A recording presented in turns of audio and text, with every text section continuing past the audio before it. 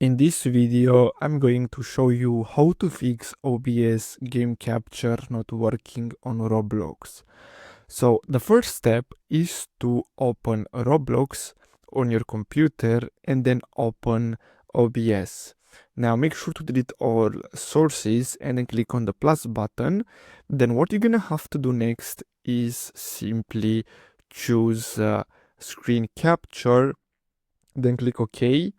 And then from here, what we're gonna have to do is simply select window capture. So where it says method, now from here, what we're gonna have to do is simply look for Roblox and select Roblox. Then click OK. Now from here, right click on the image and then simply go to transform and then simply click on stretch to screen. And basically that's all we have to do. So as you can see now, we can screen record Roblox. So I hope you found this video helpful. Thanks for watching.